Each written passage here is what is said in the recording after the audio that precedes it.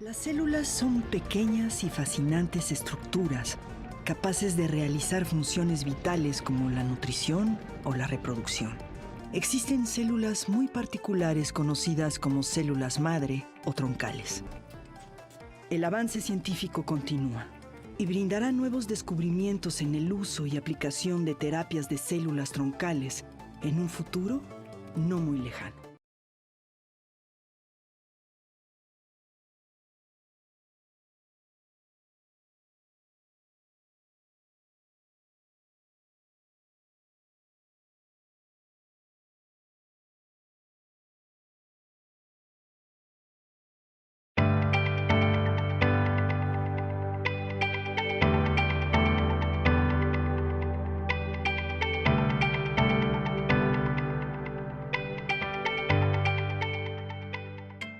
Las células son pequeñas y fascinantes estructuras capaces de realizar funciones vitales como la nutrición o la reproducción. Existen células muy particulares conocidas como células madre o troncales. El avance científico continúa y brindará nuevos descubrimientos en el uso y aplicación de terapias de células troncales en un futuro no muy lejano.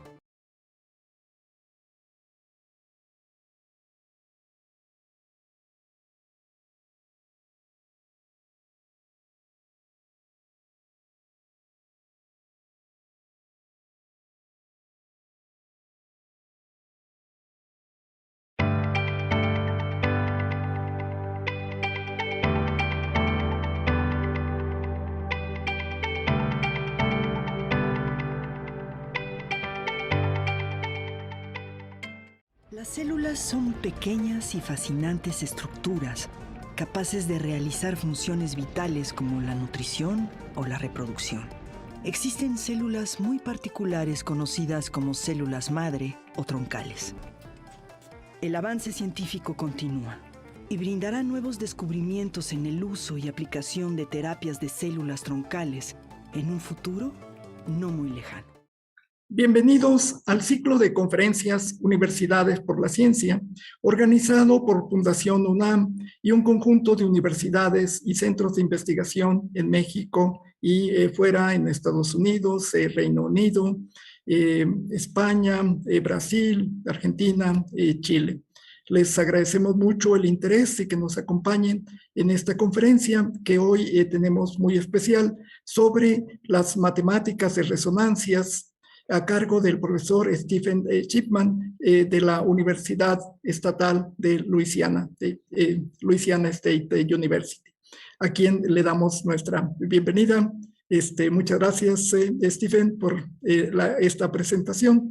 Y el tema es de interés muy amplio. Vamos a poder ver que esto es realmente una de las investigaciones matemáticas que tiene un espectro extremadamente grande, incluyendo lo que aquí en México tenemos de gran interés, los daños de los temblores son debido a estos fenómenos de resonancia. Entonces, realmente el tema es muy apasionante y el profesor Stephen Shipman es especialista en la transmisión de ondas en medios complejos, en medios compuestos, que es uno de los temas de investigación matemáticas de más interés.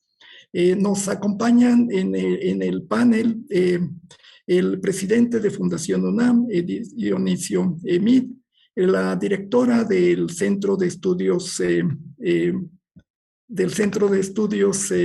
Mexicanos en Arizona, UNAM-Tucson, la doctora Elena Centeno. Nos acompaña la directora ejecutiva de Fundación UNAM, la licenciada Araceli Rodríguez, y el profesor Kirill Cherednichenko de la Universidad de Bath de Matemáticas y coorganizador de este ciclo que está dedicado a física y matemáticas para todos. Welcome to the University for Science Seminar Cycle organized by the UNAM Foundation and a group of universities and research centers in Mexico, US, UK, Spain, Brazil, Argentina, Chile. Thanks for joining us, and thanks for your interest. And today we have a very special conference by Dr. Stephen Shipman, who is a professor of mathematics in Louisiana State University. He's a specialist in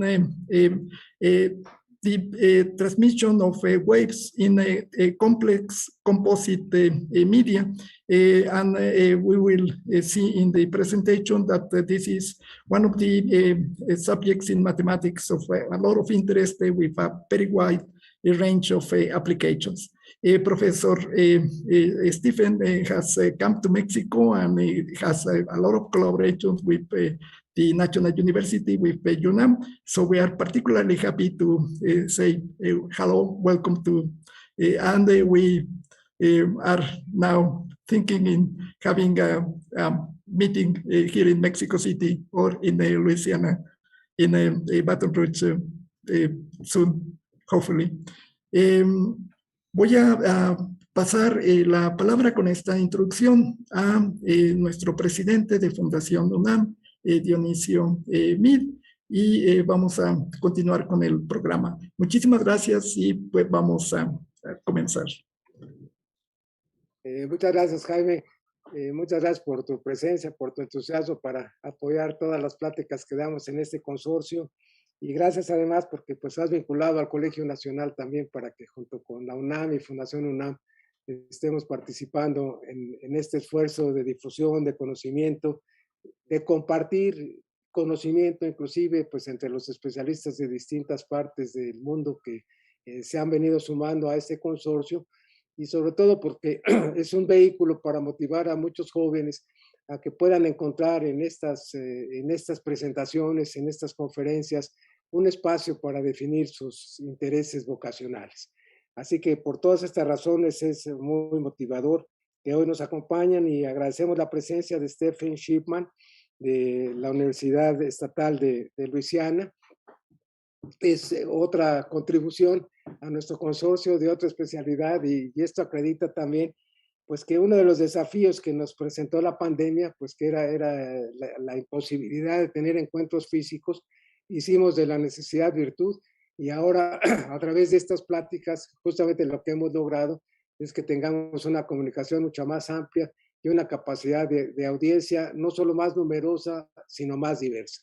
Agradecemos también a Elena, que otra vez nos acompaña desde la Universidad de Arizona, y a Kirill, que desde la Universidad de Bad, pues nos dan una muestra hoy en un evento de esta naturaleza, de una presencia de la UNAM, de la Fundación UNAM, de la Universidad de Luisiana, de la Universidad de Bad, de la Universidad de Arizona, con otra presencia de la UNAM, del propio Colegio Nacional. Y esto acredita pues que tomamos una decisión en la dirección correcta. Muchas gracias. Hemos querido, lo menciono muy rápidamente, ubicar todas estas pláticas en lo que hemos llamado la nueva realidad. No podemos quedarnos anclados en la pandemia, y yo creo que justamente la nueva realidad trae consigo desafíos a los que hay que hacerle frente, y para los cuales el mayor conocimiento y el mayor compartir conocimiento pues están siendo un vehículo esencial para avanzar en el establecimiento de la ciencia y en el respeto a la ciencia como un camino necesario para poder avanzar en una mejora para la humanidad. Es bien interesante el tema que hoy se nos presenta, las matemáticas de las resonancias, pues en el caso de los temblores que está involucrado en esta presentación. Y yo creo que una de las lecciones de la nueva realidad pues es el mejor conocimiento precisamente de nuestro planeta. Y todas estas manifestaciones como las de los temblores, que siempre parecen pescar como sorpresa a quienes a veces lo sufren, pero para quienes son expertos pues han venido encontrando algunos elementos para su predicción o conocimiento, o a algunos incluso para hacerles frente, o otros pues que ahora se han hecho muy evidentes, como por ejemplo la presencia de los volcanes, que pues ahí están y que casi se pueden seguir en tiempo real, y que pues exhiben una fuerza formidable en la naturaleza, que nos invita a conocerla más y a conocerla mejor. Esperamos que esta plática pues motive a muchos más jóvenes a sumarse a esta cruzada por el conocimiento y que pronto tengamos a muchos más jóvenes también eligiendo entre sus opciones profesionales los que se estén vinculando a este conocimiento. Este conocimiento que por otra parte, y como se habrá de apreciar, pues ya demanda una visión mucho más transversal. Hoy el conocimiento en estos temas ciertamente implica que se focalice el aspecto concreto de cada especialidad, pero casi nunca se puede desvincular de otros elementos de la ciencia porque todos juntos son los que van conjugando un mejor espacio para el conocimiento. Agradecemos mucho la presencia de ustedes y bueno, casi cerramos el ciclo de las pláticas que hemos venido dando este año, bien numerosas, bien diversas, en temas, en origen de la presentación y origen y diversidad también en los temas que se nos presentan. Hoy escucharemos entonces con mucha atención esta presentación y agradecemos mucho la presencia de ustedes y pues le pedimos a Elena que nos está haciendo el favor de acompañarnos desde la presencia de la Universidad en Arizona y a Kirill que nos den alguna presentación de nuestro especialista de hoy, de Stephen, que hoy, vinculado ya también a la universidad por muy distintas vías, nos va a hacer favor de compartir su conocimiento y su especialidad. Muchas gracias a todos.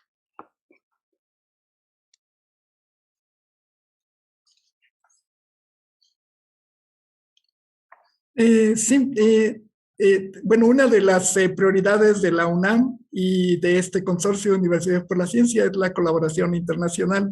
Y esto pues se manifiesta en los ciclos de conferencias y en el ciclo de documentales y también con la presencia y la colaboración directa de nuestros centros de estudios mexicanos. Elena, por favor. Muchas gracias, Jaime. Bueno, primero que nada quiero felicitar y agradecer a Fundación UNAM, al licenciado Dionisio Meade y a todo su equipo por haber tenido esta brillante idea de abrir este espacio en donde podamos converger diferentes instituciones académicas del mundo. Es como un espacio en donde todos podemos llegar y tenemos la posibilidad de difundir, de divulgar lo que hacemos, nuestro quehacer científico, pues a la comunidad mexicana, pero no nada más y exclusivamente a la comunidad mexicana, también a muchas otras comunidades de habla hispana, de otras instituciones más allá de la UNAM. Entonces quiero de veras darle una enorme felicitación a Fundación UNAM por habernos apoyado en crear estos espacios. Considero que la colaboración internacional es crucial en estos tiempos. Afortunadamente las tecnologías nos han permitido ir más allá de la situación difícil que hemos vivido con la pandemia para poder unirnos y poder tener estas interacciones entre diferentes instituciones. Ha sido maravilloso el ciclo durante este año. Hemos tenido representantes de todas las instituciones que forman el consorcio y más allá. Y realmente hemos cubierto una amplia gama de temas que tienen que ver con las interacciones en las ciencias en general.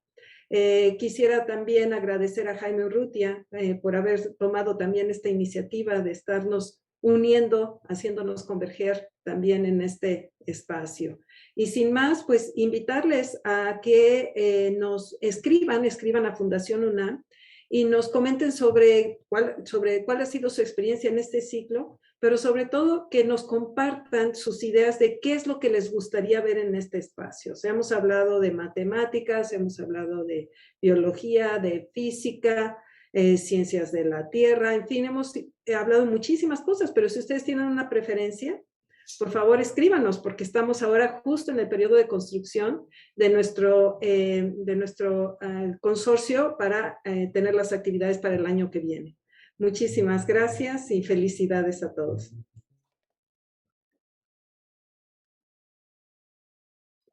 Kirill, por favor. Hello, everyone. I'm Kirill Chernichenko from the University of Bath, and it's a special pleasure to introduce our speaker today, Professor Stephen Shipman from Louisiana State University. Professor Shipman is well known for his work on mathematical foundations of physical phenomena, and in particular wave propagation in composite media. This involves problems in spectral theory and its applications to the physical phenomenon of resonance, particularly in electromagnetic structures and multi-layer graphene. Stephen got his PhD in mathematics in 1997 from the University of Arizona. After a postdoctoral position at Duke University, he became an assistant professor, associate professor, and then full professor of mathematics in 2014 at Louisiana State University. During this time, he has served as coordinator of undergraduate research in mathematics and is currently the director of graduate studies in mathematics at LSU. Stephen has been invited to do research at a number of renowned institutions worldwide, including Institut Elie Cartan in Nancy, Courant Institute at New York University, and the Institute for Mathematics and its Applications at the University of Minnesota. Stephen has held 4 substantial research grants from the National Science Foundation and is well known as a research mentor. He has supervised 35 or so undergraduate students, 9 PhD students, 6 of whom have already graduated, and 3 postdoctoral associates. 4 teaching awards is a testament to Stephen's credentials as an excellent teacher of mathematics. And last but not least, Stephen is an associate editor of several mathematics journals, including SIAM Journal on Applied Mathematics. I'm sure Stephen will share with us today some insights into his approach to mathematics and its applications. So I guess I'll be stopping here and passing it over to Stephen for his lecture on mathematics of resonance. Just one more note, questions are very welcome in the chat of the platform you are using. Over to you, Stephen. Thank you very much, Kirill. I'll share my screen.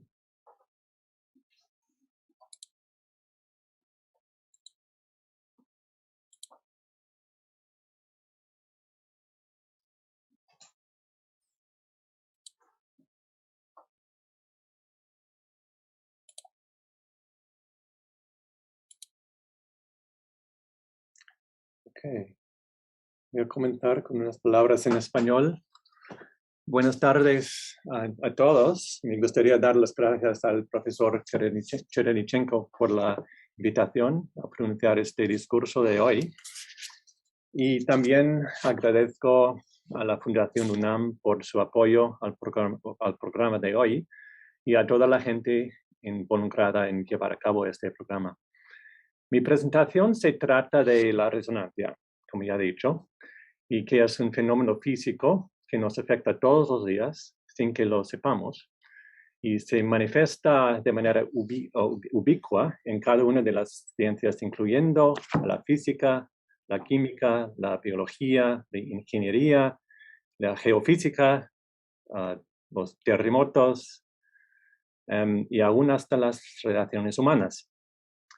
Y se utiliza en los aparatos cotidianos como en los diodos electroluminescentes, los láseres y hay una multitud de otros ejemplos.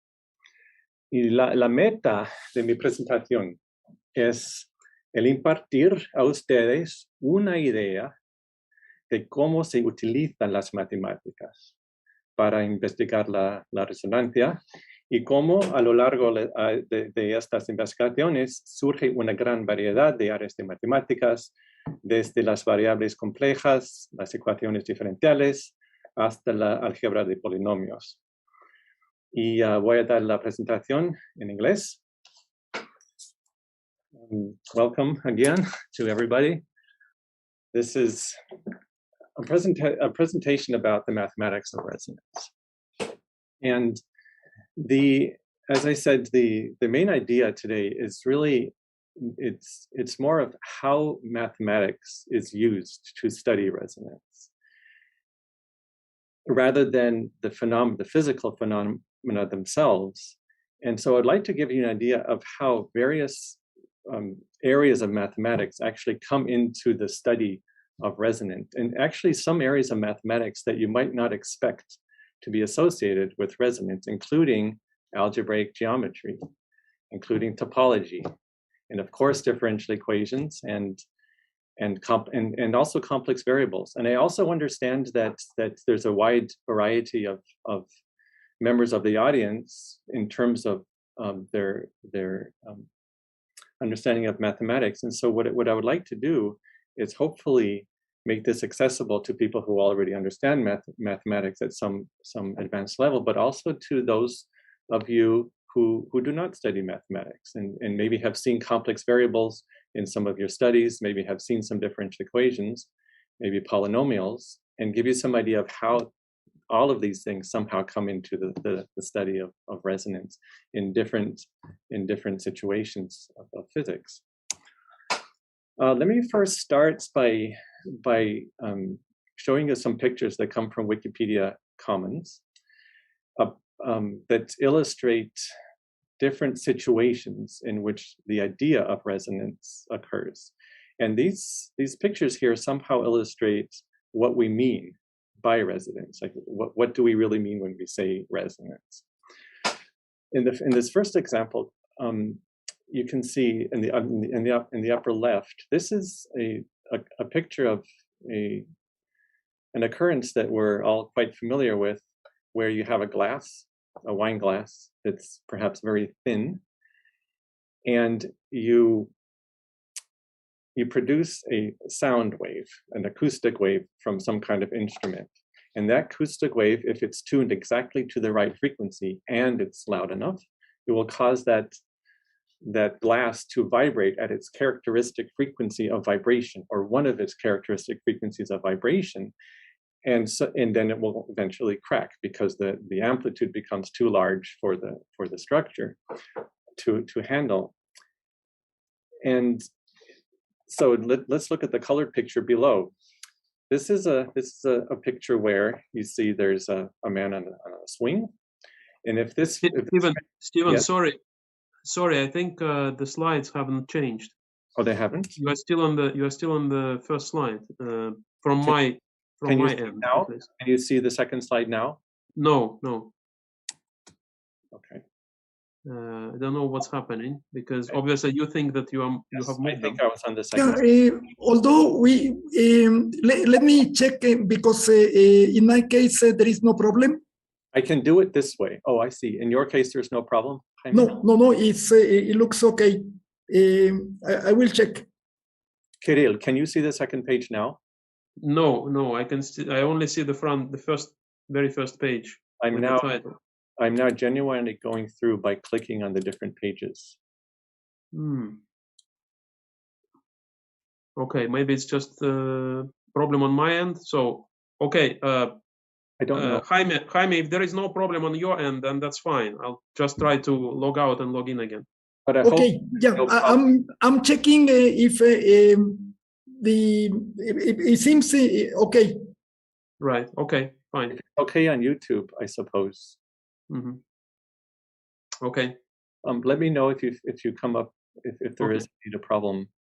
Okay. No, that's okay. That's fine. Yeah. Thank you. Sorry, Steven. No problem. No problem. Yes. So the second picture here in color, what you see is a man on a swing. And if the person were allowed to swing all by himself, you would see that there's a certain oscillation, there's a certain natural frequency at which it will swing. And it will eventually damp and quit, but there's a natural frequency associated with that oscillation, or with the swing set. And so there's a boy there, and that boy is pushing the man on the swing set. And so you can imagine that in order to make the swing go higher, the boy would have to push exactly at the same frequency as the man is swinging. Otherwise, he's going to cause it to stop, right? If he's pushing too fast or too slowly or at the wrong frequency. So if the man is coming back and he pushes against the man before he's all the way up to the top. And so what happens is that if the boy is pushing exactly at the right frequency, the amplitude will increase higher and higher. And in order to make it stop, you have to change that frequency. And in the upper right, you see a very famous picture of the Tacoma Narrows Bridge in Washington that broke during a windstorm. And the idea, there are many different theories behind how this worked, but pretty much all of them admit that there was something associated with resonance. And the idea of resonance here is that there was the wind caused the bridge to vibrate at a certain frequency that made it vibrate higher and higher amplitudes until the bridge actually broke.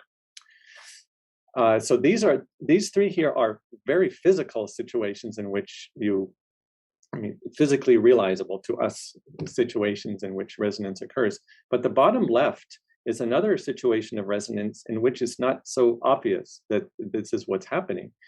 What you see is electromagnetic resonance. It's actually electric resonance in the circuit. And the idea is that you have an inductor here on the left, and that inductor has a certain resonant frequency associated with it. And if you force it at the frequency of that resonance, then the amplitude becomes larger and larger. All right, so what have we seen in these four different examples? What is resonance about? Resonance is essentially the following. You have some object that has certain characteristic frequencies that it likes to vibrate at, such as in this picture, it would be particular frequencies of the glass itself. Certain notes that if you could hear the glass, you would hear those particular frequencies, acoustic frequencies of the glass. And then the second one, we're talking about the frequency of vibration of the swing itself with the man on it, certain frequency. And for the bridge, there are also certain vibrational frequencies that it has as a structure. And also in the last one, electromagnetically, there are certain frequencies that the inductor is you might say, happy with. It vibrates at those frequencies. And now, given that we have this object that vibrates at a certain frequency, if you now take an exterior source, it could be a wave, it could be the child pushing the swing, it could be an acoustic wave, right? It could be a battery, or it could be the wind. You have some force that now starts to excite that object at that same frequency, then that frequency is going to cause energy to go in, it's going to excite that object at that frequency. See, and then the amplitude becomes larger and larger. That's the idea of resonance. And if you excite that object at a frequency that is not sort of its characteristic frequency, then it won't become excited. And you don't see anything breaking, you don't see anything unusual going on. I mentioned in my introduction that resonance can also be associated with human relations. And so this might be a nice point of view. Suppose I'm talking to somebody who loves mathematics, or let's say who loves football. There are a lot of them here at LSU. And if I talk about trees or birds, they might not be interested. So nothing happens, because I'm the source of the input. But if I start talking about football, then the person becomes excited because it's their mode of resonance, you see? And this is actually not some unreasonable example or analogy with what happens physically. All right. I'm on the next page now. I hope you can see it. The next page says examples of resonance. And this is going farther into the physical realm of resonance, and particularly electromagnetics. And I want to try to describe how the idea of resonance that I just described is happening here. In other words, there's some object that resonates a certain frequency, and then there's some forcing, or there's some exterior source that's causing it to vibrate and increase in amplitude. In the first example here on the left, in the first example,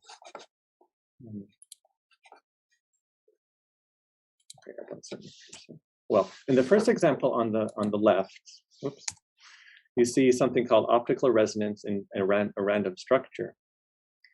And please let me know if something is wrong with the slides at any point. Optical resonance in a random structure. So here, this is what you're seeing is electromagnetic wave. This is a simulation of electromagnetic wave bouncing around inside of what we call a photonic crystal. The circles that you see are actually rods that are made of a ceramic material, and the rest is air. And we're sending in a wave, and that wave is bouncing around in there. And you can see that the yellow spot there at the bottom happens to be a particular place in that randomly arranged configuration where you have just the right kind of space so that that frequency can resonate in that particular space. And it doesn't resonate so much at other places, but that particular place where you happen to get exactly the right configuration. In the second picture over on the right, you see these two pictures. The top one shows you a ceramic rod again, and you see one of what we call a resonant mode. That's a certain electromagnetic field. It's like, or you can think of it as this is actually at microwave frequencies. It's in the simulation, and this is a field that represents a vibrational mode or a vibrational motion of that particular of electromagnetic waves in that object. And the frequency of that is say a certain frequency of light. It's vibrating at a certain frequency. And the picture below shows what happens when you excite that the object at that frequency or at a frequency that's very close to that vibrational frequency.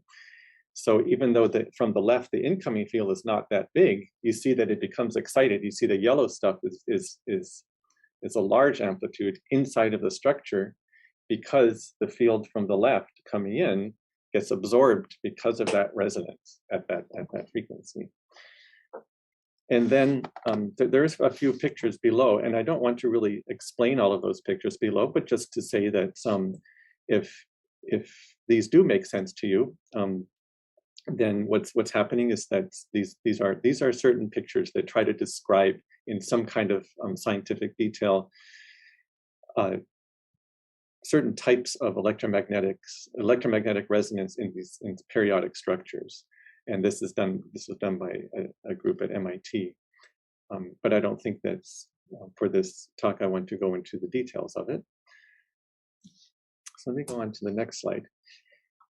Here's another situation in which resonance happens in chemistry, or we could say physical chemistry, or even you could say quantum mechanics. When you think of chemistry at the level of the individual atoms and what's happening at the atomic structure with regard to the absorption of light at different frequencies, or the absorption of electromagnetic waves at different frequencies.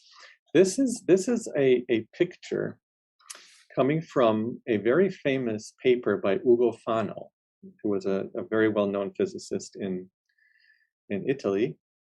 This is from a Physical Review paper in 1961. It's been cited thousands of times.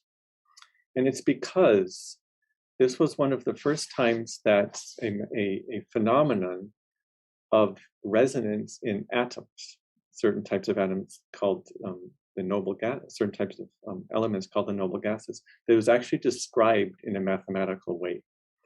And so this leads into the idea of how we use mathematics to describe the kinds of resonances that I've been showing you. And there's a formula at the bottom left. I don't know why my cursor is moving. Stephen, we are out of your presentation somehow. What happened? I don't really know. Perhaps we need to share the screen again. Okay. I hope it wasn't happening for too long. Oh no! It's actually everything is just fine. Okay. All right. But we went. Okay. Thank you. I'm going to share the screen again. Let me find it. Okay.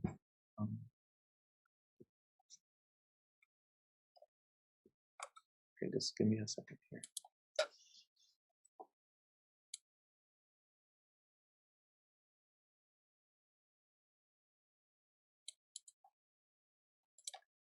Okay, I lost it. But let's give me half a second.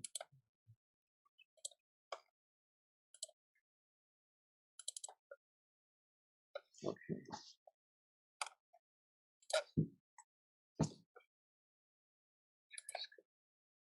All right, here we go. Okay, so I'll play this. All right, now we're back. Can you see the slide that says examples of resonance? Yes, yeah, it's fine. Okay, good. Oops. I don't know why my cursor is not showing up, but it's not right now. So this is one of the first examples of where an interesting phenomenon in resonance was actually described mathematically by Ugo Fano in 1961. There's a formula down in the corner, sigma equals a constant times something. So anyway, whatever that means, there is some formula that was derived from physical principles written down mathematically. And what it does is describes the shape, approximately the shape that you see in that picture. You see how there's this picture that goes up, there's a graph that goes up and it comes back down. And if you look at the axes, the bottom is the energy. Now, energy is associated with frequency. And this is a physical principle of quantum mechanics, that energy, and not just quantum mechanics, but energy is associated with frequency. So you can think of the bottom as the axis, the horizontal axis as referring to frequencies at which you can excite a certain noble gas, in this case, helium. And you can see at certain frequencies around 60, or the energies at 60, there's a lot of excitation. This excitation is actually measured in terms of an absorption, which means that you're exciting the atom so much that the energy goes into there. Essentially, that's what's happening, and it becomes absorbed. There's a lot more physics going on here than I'm describing, but resonance is underlying what's happening here. Here are more examples of resonance, just before I go into some of the mathematics. So you see in the top left, there's a picture. This is from the MIT, or this is a collaboration between Shanghui Fan and John Joannopoulos. One is at Stanford, one's at MIT, physical review paper. In the top, there's a slab of what we call a dielectric material, and you can do an experiment of shining light on that and looking at how it, what the modes of propagation are as a function of the frequency and the wave, let's say the angle at which you shine the light. And so the black lines you see there are the points in the black lines tell you which pairs of frequency on the vertical axis and on the horizontal axis. You can think about that as an angle of incidence of the light. There's certain pairs of frequency versus angle of incidence where you have a propagation of a mode inside of that material. What they did is they bored holes periodically into that slab. And when they did that, what happened is the picture changed in a certain way, as you can see in the diagram. But there's actually something much more interesting that happened. And I'm not going to go into the details of it, but what happened is that because those holes were there, certain modes that were confined inside of that slab became coupled with radiation in the air. And then the idea is that the radiation in the air now is coupling with the modes inside of the slab, and that is the resonance we're talking about. You see? And so the bottom right, where we have transmission versus frequency, this is a funny picture, but it looks quite rather complicated. But the idea is that if you look at if you shine light through this object and you look at the amount of light that is transmitted to the other side, okay, you do that experiment. The bottom right picture, there's a dotted line. It's harder to see because it's kind of covered by the other one, but that dotted line shows you what would happen if there were no holes. It looks rather boring. It just goes up and comes down and goes back up. But when you put the holes in there, you see these very sharp spikes. And that's telling you that at certain frequencies where those spikes are, you have the transmitted energy can be very low or very high at very, very nearby frequencies. And this kind of idea is used by people to produce things like lasers and filters and so on, because you have the sensitivity of the whole scattering of these electromagnetic waves to the frequency. And it's because of the resonance that causes this.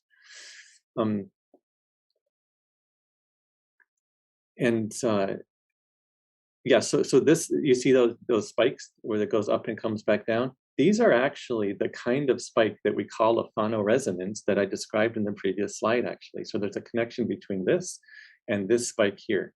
It's really described by approximately the same formula, except the formulas here just become more complicated, all right? Okay, and of course, I haven't shown you actually the mathematics yet, but that's what's coming up. Like, I'm trying to show you something about how the mathematics comes into this. All right, so we can consider that to be an introduction.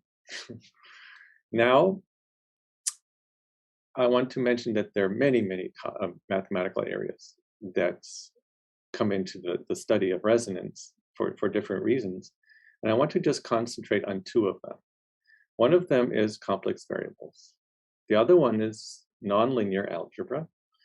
And this has become a field known as algebraic geometry because of the geometry that is underlying the notions of nonlinear algebra. When I say nonlinear algebra, I mean polynomials, okay, where you don't just have an x, but you have an x squared, an x cubed, and so on.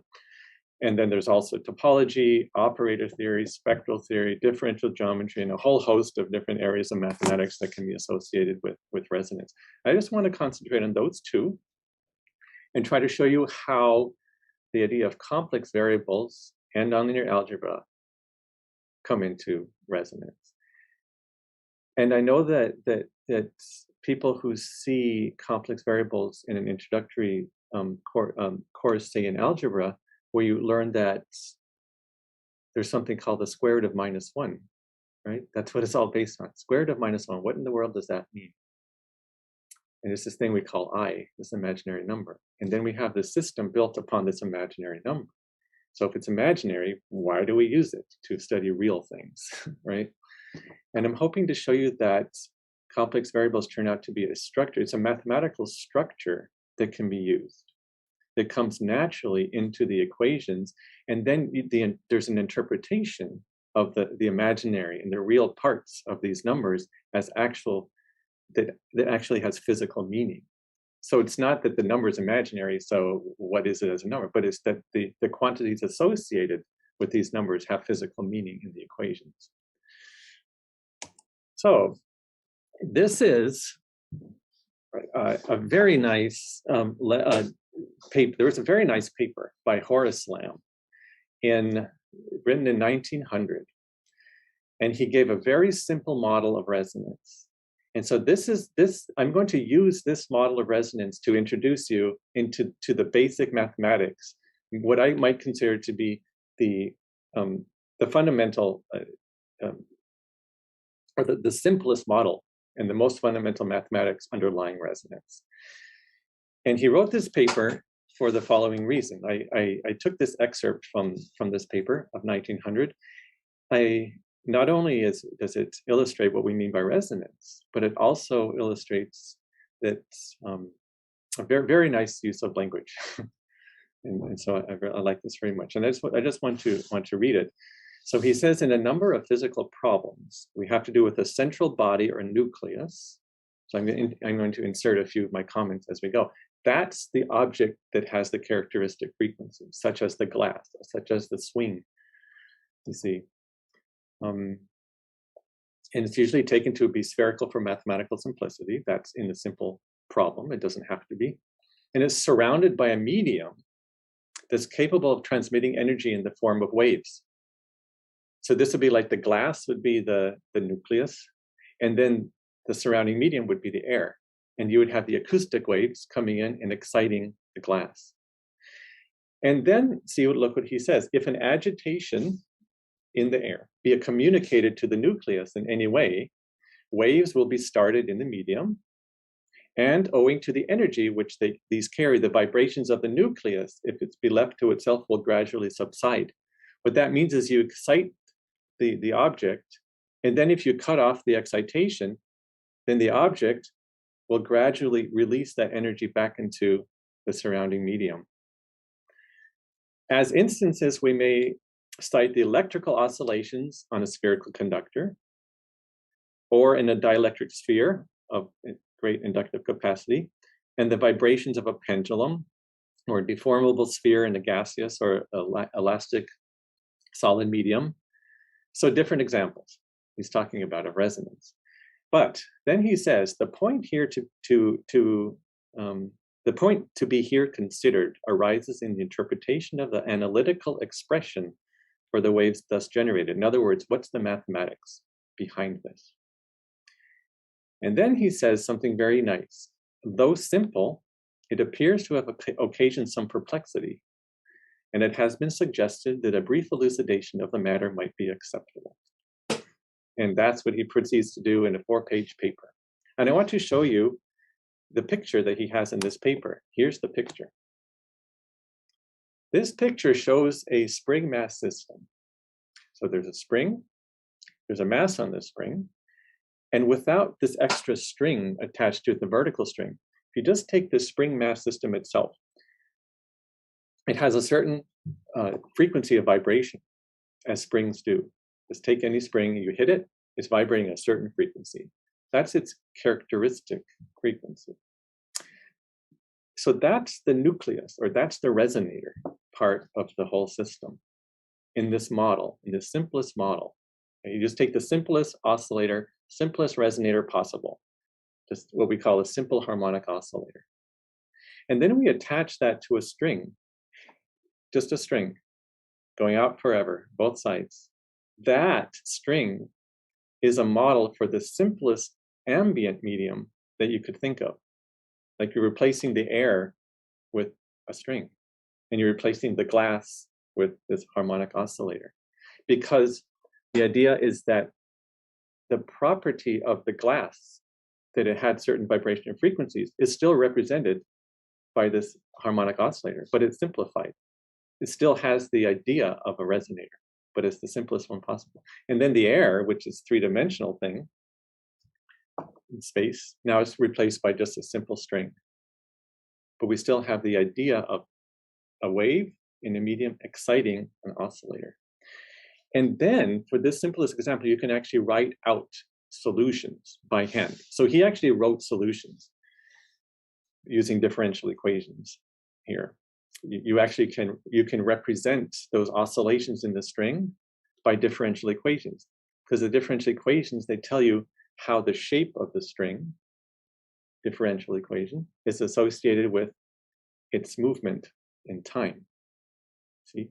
So time derivatives associated with spatial derivatives. Like if it's more curved, there's more force on it, you see. And so you can write those physical laws down mathematically, and you can write down how it affects the oscillator. And you can really write down complete solutions in this simple case. And it turned out that these solutions were very insightful. Here is a simulation that I did on Mathematica. And what you are seeing is exactly this, what's now known as this Lam model. So I put in the equations that Lam derived, just put them into Mathematica, and I get this simulation. Now, what simulation is this? I start with the system, but how have I excited it? In this particular simulation, what I did is I started with the whole system at rest, meaning I had the oscillator, the mass was in the middle, not moving, and a string was attached to the mass, not moving. I took the mass and I moved it to the top against the force of the spring, and then I let it go. And if the string were not attached to it, it would just keep oscillating forever, as long as there's no damping. Of course, realistically, it wouldn't oscillate forever. But the string is now acting as a damping, because the string now is going to receive the energy, and that energy is going to propagate down the string forever and ever. And so this is the idea of the resonator imparting energy into the string, which is a kind of reciprocal idea of the string imparting energy into the resonator. You see, in both of these directions are important in understanding resonance. Energy from the string into the resonator, energy from the resonator back into the string. And this is from the resonator into the string. We call this radiation. It's energy from the resonator radiating into the surrounding medium. Okay. Now, I am giving the other point of view. I'm starting with an oscillation in the string. So you see that the blue object you see there was obtained by me taking the string, let's say with my hand, if I could, and I oscillate it for a certain amount of time, and I create this oscillation that propagates down the string, and then I quit. And as that oscillation reaches the resonator, it resonates with it. You see? That's the idea of a resonance. And the resonator starts moving, and then you can see that after the wave has passed, some of it gets transmitted through, some of it gets transmitted, some of it gets reflected back. And so now you see these wave packets going in both directions. And the energy that was in the resonator now dissipates. And here it is again. But there's something about this Lam model that is not quite satisfactory. And I want to tell you what that is. The thing is that when you take this spring, and this is actually an important point of resonance. When you take the spring mass system and you attach a string, in order to really get this Lam model to work the way you're seeing it, you have to actually attach that string pretty fast, okay? It has to be a firm attachment there. And when you do that, you're actually changing the vibrational frequencies of the spring so that somehow it loses its integrity as a spring mass system in its own right. In other words, if that coupling between the string and the spring is too firm, then you kind of lose the idea of resonance. Because it becomes one system where the integrity of the resonator is somehow compromised because it becomes part of the string. And so I want to show you, so notice here that you never see the spring mass becoming very large in amplitude because it's so fastly tied to the string. Now, if I want to make that coupling weaker, I would have to break the connection, and that would mess up the model.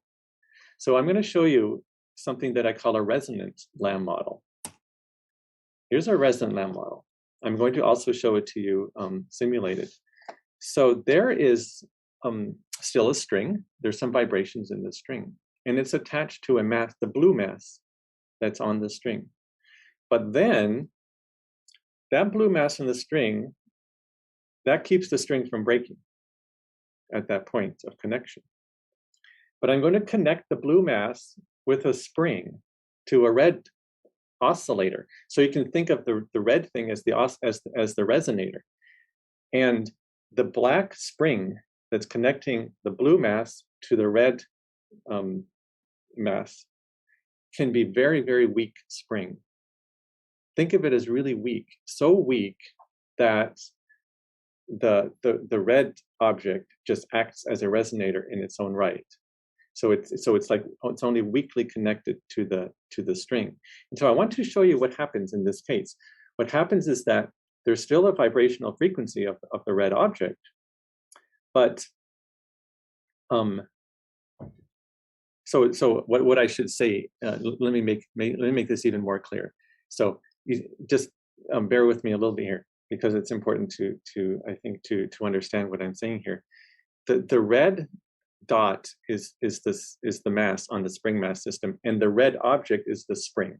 So that the whole red object that you see is a spring mass system in its own right. It has its own frequency. Okay. Now that object is now connected so you have the red object, then you have the blue one. The blue one is the string that's really the radiation, like the air. And we're separating them. And now we're going to connect them by a very weak connection. You see? And now because of that weak connection, it turns out that you have to, if you excite it at just the right frequency, then the red spring mass system is going to feel that. And gradually it's going to increase in amplitude until it increases to a huge amplitude. You see? So because of a weak connection, you can get a huge amplitude growth due to the exterior forcing, which you didn't see in the previous Lam model. So that's why I call this a resonant Lam model, because it includes this idea of the weak coupling, which I didn't introduce until now. That's actually an important concept, just to keep in mind, that there's a very weak coupling between exterior sources and the actual resonator. And it takes, and the more resonance you want, the longer it's going to take to cause that resonance to happen.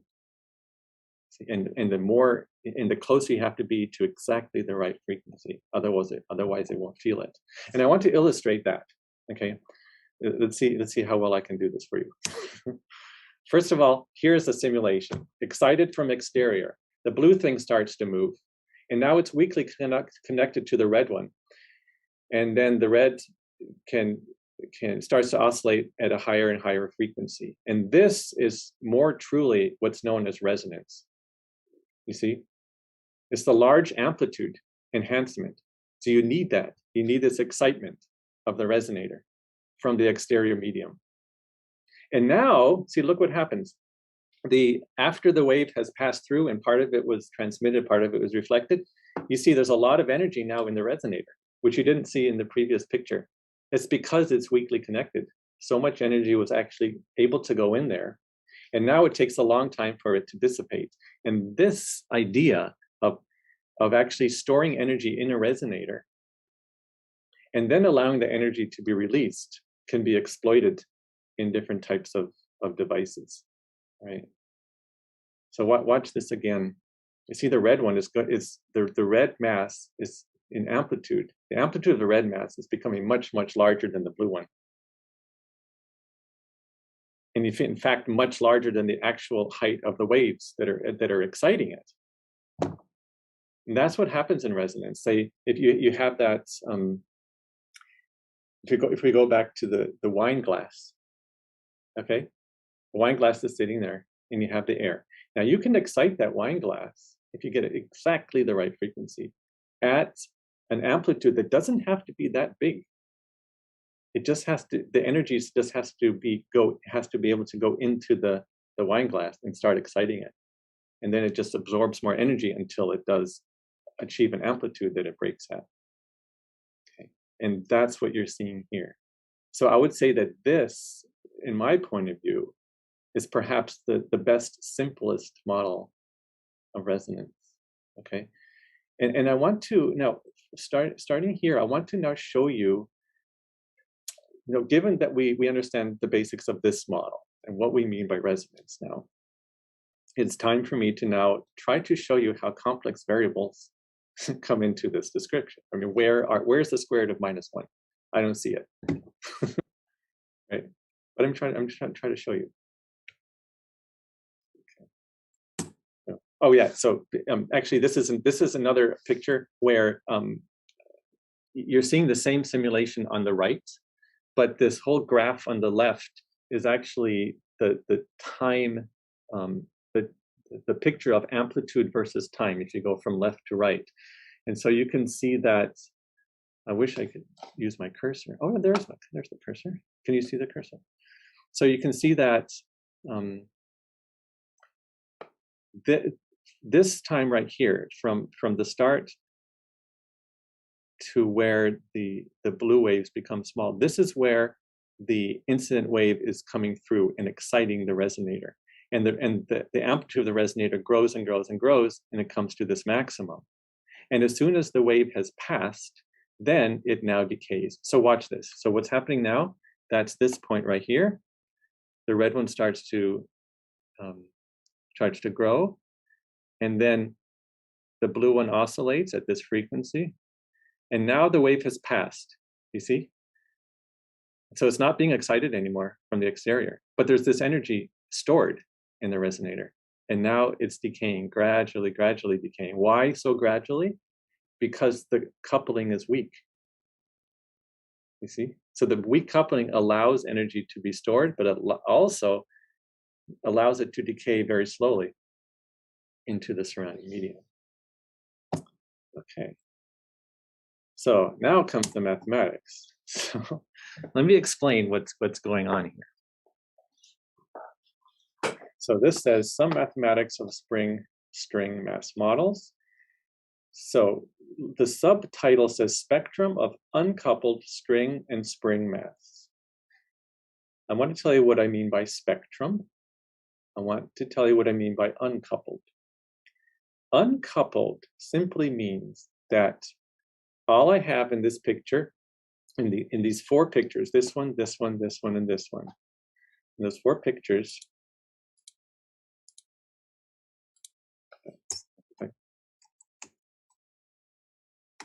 there we go. In these four pictures, you see the string and the spring, but the coupling between them, the black spring that connected them, I just took it out. And so they don't even affect each other to start with. And this is actually a very good mathematical point of view. To start, if you want a weak coupling, you start with zero coupling. So you're actually separating the motion down here, the red one, this motion of the resonator with the motion of the string as separate objects. And you're looking at what the motion, what the two separate motions do. Now, what does spectrum mean? Spectrum means it's really just the whole swath of different frequencies that you can have. And so that you can associate that with the whole real line, all different frequencies. So let's say down here we have frequency 0, and frequency 0.5, frequency 1. Let's say that frequency 1 is the frequency of the actual resonator, and then all frequencies up to infinity. The string itself can oscillate any frequency you want. And the higher the frequency, the thinner the vibrations look. So here you see small wavelength, high frequency on the right. On the left, you see larger wavelength, slower frequency in the string. Okay. And in between, you see a frequency 1 of the string oscillating by itself. At the bottom, you see the frequency, you see just the spring mass system oscillating all by itself because it's decoupled. So what I'm showing you here is simply when you decouple the string from the spring, what are all the different oscillations of the two systems combined that you can have? Well, one of them is just the spring itself. That's at the bottom. That's just the red thing vibrating, just one frequency. That's it. But for the string, which is like this ambient medium, you have all possible frequencies available. You see, and you can try to then use a frequency in the air or in the string that matches that of the red oscillator to try to excite it. Okay, so the next slide, what I'm going to show you is what happens when you now couple the two. You put that black spring between the two weakly. What happens? Well, they're going to affect each other, the string and the spring. And here you go. So I'm going to try to explain what we have. Now we have spectrum. I'm going to simulate these in a minute. But you see the word spectrum again means all possible frequencies and what happens. What are the modes at those different frequencies of the coupled system where they both have to move together? Wait.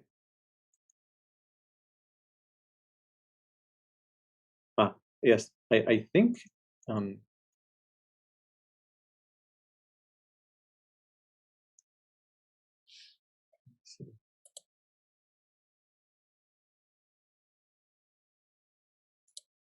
yeah, okay. I'm sorry about this is a typo in my slide. This is supposed to say coupled, not uncoupled, right here, okay? That was just a cut and paste accident. So now we actually couple them together. So let's see what happens. Let me stop these, start over. Okay, so down here at frequency 0.5, oops, frequency 2. The string is vibrating at a high frequency. That frequency, it turns out, you hardly even see the red thing moving at all. It's actually moving a little bit, but you can't see it in the simulation. And the idea is that the vibration from the string, that's like the air, and we're talking about the wine glass, that it's so high, it's so much higher than the characteristic vibration of the resonator, that it's not really hardly affecting the resonator. Okay? And so you can imagine the resonator wants to move at a certain frequency, and you're exciting it at a much higher, like twice the frequency. It's not going to want to move. That's what's happening here. Okay, so you're not going to cause the resonance when you're too far away from the frequency of the wine glass. Okay, and then over here, let's see. Okay, now we're going to excite the string at a frequency that's the same as the resonator, and you see that causes the resonator to move. And eventually it would cause it to cause a very large amplitude enhancement. And then if the frequency is too low, then you don't get too much movement of the resonator either. But you do see a little bit there. Okay. And then watch what I do at the bottom. What I'm doing here at the bottom is interesting, because in the previous slide, I showed you that the red oscillator oscillates by itself at a given frequency when it's decoupled from the string. And so in this experiment, what you try to do is you try to move that red oscillator on its own. But since it's coupled to the blue thing, it's not possible to have just the resonator oscillating by itself. It's not possible. It feels the air, it feels the string, and so that energy has to leak. So the idea of the resonator all by itself doesn't exist anymore. It's always coupled to the ambient medium, right? But if it's weakly coupled, then it still somehow retains its integrity as an object that has a certain characteristic frequency. And this is a very subtle thing, like how tight can that coupling be in order to still, call it resonance. And that's why I put this sign here that says no, there's no red dot here anymore. There should be no red dot there anymore, because there's no oscillation of the red thing on its own at that real frequency. However, let me show you in the next slide what happens. So this is the strange one. You see all of the same oscillations at the top as in the previous slide, but at the bottom, there's something interesting that happens. What I've drawn there is that there's a new red dot, and it's not on the line of frequencies. It's a little bit below the line of frequencies. What do I mean by that? How can the frequency not be on the real line anymore? And so what I'm telling you here is that there's a way to associate with this motion at the bottom. There's a way to associate a complex number. The real part of the complex number is the new frequency that got detuned. It actually got shifted from what the original frequency was because of the coupling to the air. So it's not exactly the same. It got shifted a little bit. But also, curiously, there's the imaginary part. So you see the I there? That's the square root of one thing. So you got minus 0.01 in this simulation, a very small imaginary part.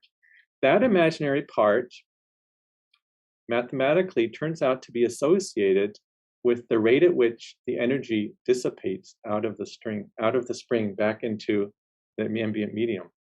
It's also associated with the exponential rate at which energy from the string goes into the string. It's also essentially equal to the strength of the coupling. It's also inversely proportional to the amount of amplification that you get.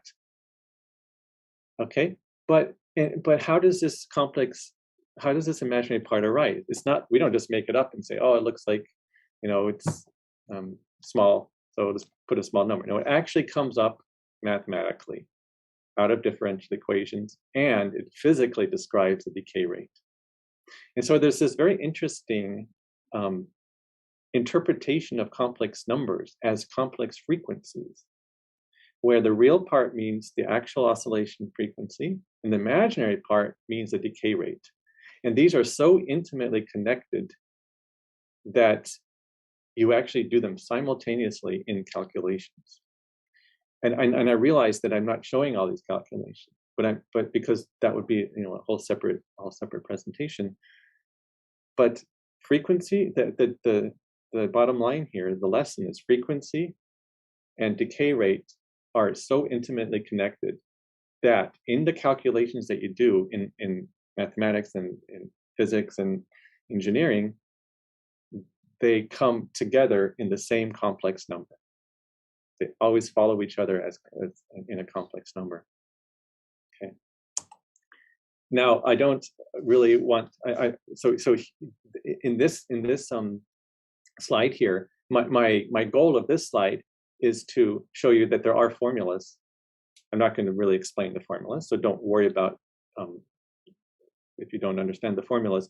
I just want to show you that there are formulas you can actually write down that tell you the height of the string. Oops, lost the cursor. That tell you the height of the string and the height of the mass. You can actually write down what they are. And these formulas use complex numbers. Yeah, unfortunately, I'm not able to use my mouse right now. I'm going to use my cursor to show you. I don't really know why.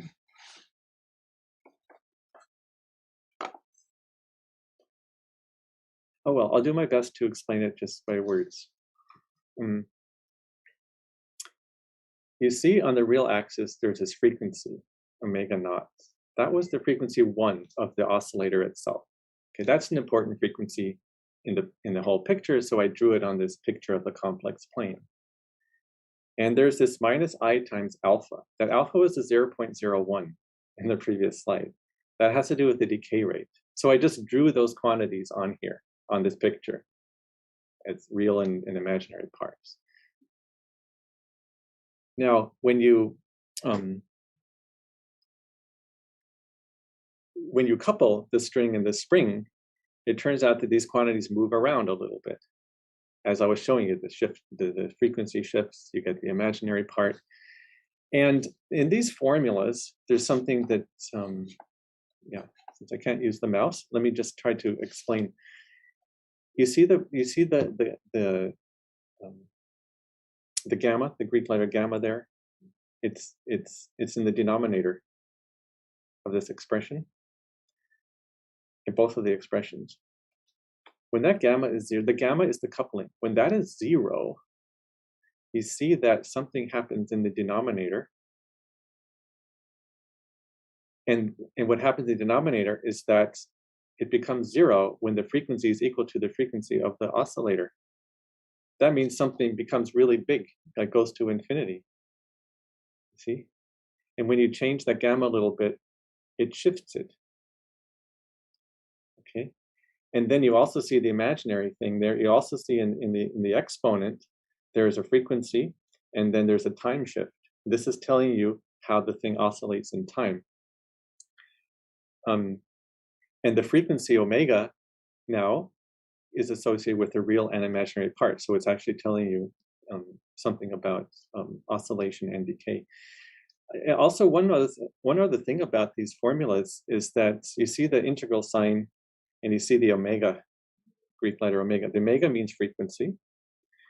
And that integral sign means that it's a superposition, it's a sum over all frequencies. And so the idea is that to write down the string height and the height of the oscillator, you actually do something that we call Fourier analysis. You look at all the responses to all different frequencies, and there's a way to put all of those together to get the actual time dynamics. And so this is now, I'm just trying to illustrate how complex variables, complex exponentials, integrals, Fourier analysis all come together to actually give you very meaningful descriptions of resonance. Now, of course, this is the simplest example that we can think of, but it's very instructive. And what you try to do in any particular example is try to extract. So one of the lessons here is you try to extract from a particular situation what the important phenomena are, what the important features of the particular system are, which ones are important, which ones are less important, so that you can somehow have a mathematical model that tells you something that you can actually compute. It's not so complicated that you can't even deal with it. And that's one of the challenges of applied mathematics. This is just more of the same. And what I would like to say is that using the formulas I just showed you, you can actually derive these kinds of expressions that I showed you before. Remember that the resonance feature that I showed you before, that actually comes also out of these formulas. And I would also say that some of the work that I've done on resonance and electromagnetics involves really understanding the details of these formulas and how they depend on the structure, and how the width depends on how you do the coupling actually in true electromagnetic problems. And you can imagine that the mathematics, of course, becomes much more complicated. But at every step, you're trying to find what's the mathematical kernel there that you can extract and get something that get a result that is useful. All right. Now I want to let's see. I'll make this part of the presentation a little bit shorter. Let me see. I'll track the time also. All right, little bit longer. So what I would like to show you is something else I promised at the beginning. I promised you that I would show you how complex variables are used in resonance, and I hope I've shown you that. And that I don't expect you to have followed all the details, but the ideas and how the complex variables actually are useful in writing down formulas and doing analysis. The next part was how does polynomial algebra come in to understanding resonance? This particular discussion here, I think, is going to seem much more abstract and more difficult for me to explain. But my intention is just to try to tell you this is what happens, and this particular idea from polynomial algebra tells you something about resonance without being able to tell you all the full connections. Right? That's my goal. All right, so what is the physical setup? Periodic structures. And the subtitle here is how factorization of polynomials determines the existence of embedded oscillators, whatever that means. Okay. And I'm going to try to tell you what that means as we go. But the important thing here is that you have some periodic structure, and somehow you want to understand resonance in there, and it's going to have something to do with polynomials, factoring polynomials. Like, where's that coming from? But it's extremely intimate and interesting connection I'm going to show you about. So first of all, what's the setup? I've drawn a kind of cartoon of a periodic structure. You can think of this as being a periodic arrangement of atoms in some medium that contains purple and green atoms, whatever they may be. You can think of it, so this could be at the molecular level, quantum mechanics. It could also be at the level of what we call a photonic crystal, where people genuinely create periodic structures where you can see the period with your eyes. Some of the simulations I showed you at the beginning that were made of ceramics. This could be actually ceramic rods or discs placed in a periodic manner. And then the idea is you want to understand waves in the periodic medium. So we're somehow replacing the ambient air with a genuinely periodic structure. And because of the fact that it's periodic, you have this regularity. It's not a continuous regularity because you have a structure, but when you shift it over, you keep seeing the same structure over and over and over and over. And it's that regularity of the periodic structure that allows you to have waves in there that look in some way, in a microscopic level, they look at like the usual kind of waves that you would have in free space. But there's a kind of special relation between what we call the frequency or the energy and the wavelength. And the wavelength is in quantum mechanics associated with what we call a quasi-momentum, like momentum versus energy, if you're thinking quantum mechanics. Wavelength versus frequency, if you're thinking classical mechanics. And that depends on the particulars of that periodic structure. All right, so given that we now have a periodic structure, turns out that much more interesting things can happen with how those waves propagate, as I tried to explain. But also now, so that would be the ambient space replaced with a more interesting periodic structure. But what about the resonator? The resonator in this model is going to be a defect. So you have this periodic structure, and then somewhere there's a defect. So, for example, in a crystal, you might have a perfect crystal, but somewhere in there, there's an extra atom, or it wasn't formed right? There's some defect in the crystal. And it's well known that these defects can cause energy to be trapped at certain frequencies. And the mechanism is that the energy gets trapped in there in just the right way because of the formation of that defect, and it's at a particular energy or frequency that is not allowed, that somehow cannot propagate through the medium because it keeps getting reflected back by the periodic structure. We call this coherent scattering. And so it's just one of these properties of periodic media that certain frequencies can't propagate. And then you try to trap energy at defects. Okay, so that's the basic setup here. And so let me say one more thing about this that's really important about the resonance, with regards to resonance. The really interesting thing here about periodic structures and trapped energy at a defect is that you try, one of the things I'm interested in is trying to find energies where at those energies or frequencies, you can have waves propagating. We call this radiation. But at the same time, you can trap a wave at a defect.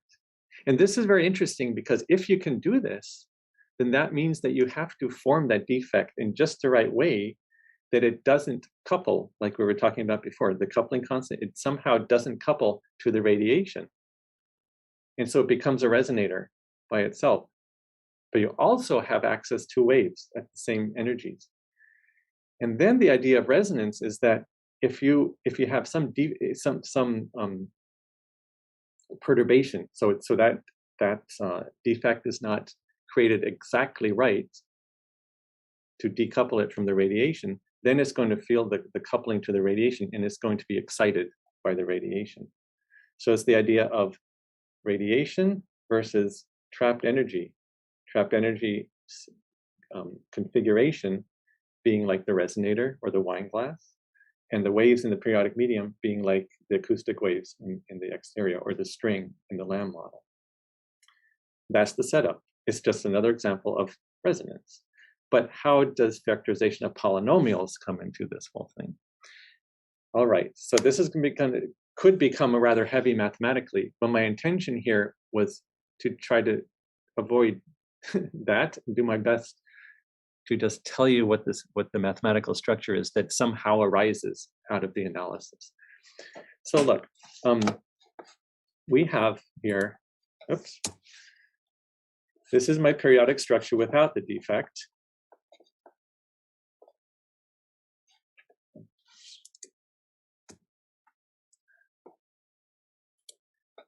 This is the periodic structure without the defect. And as I said, there are two properties of waves.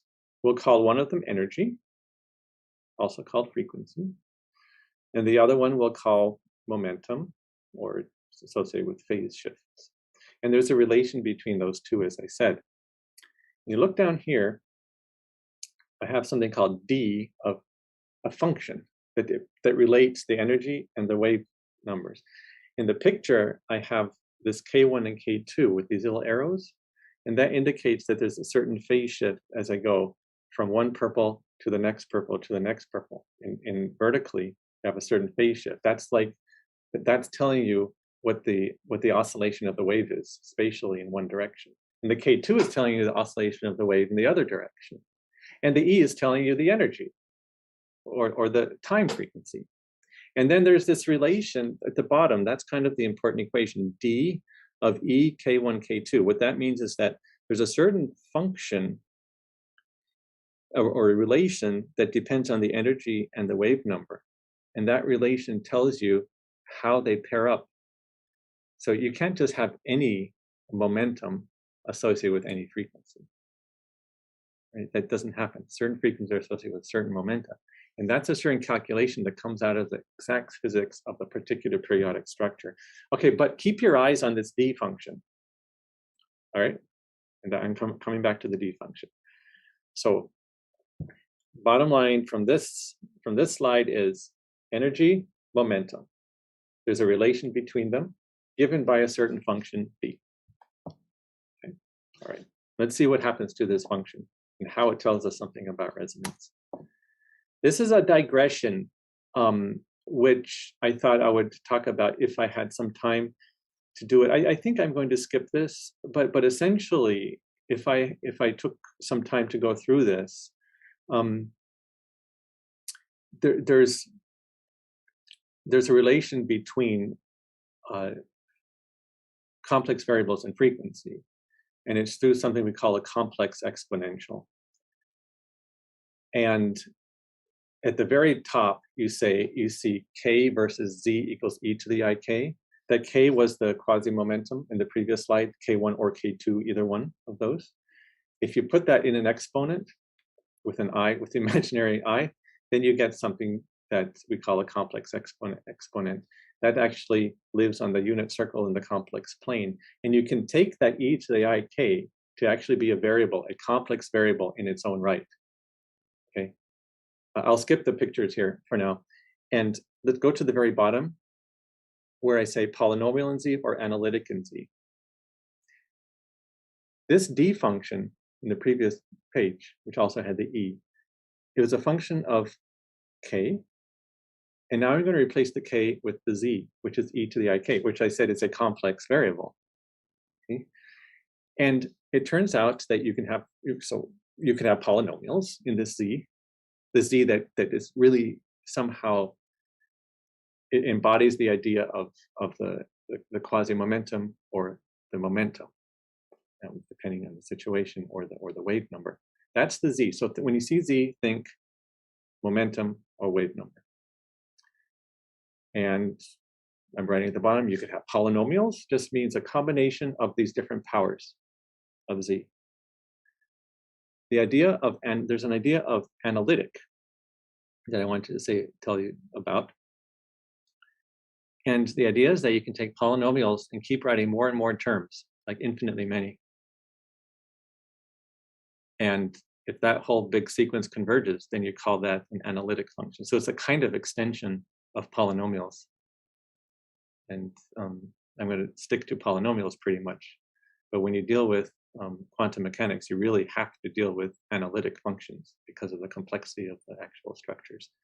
But there's certain situations, certain models in which you can just deal with polynomials. And I'm just going to look at that. So think there's this polynomial that involves this momentum that somehow pops out of the calculations.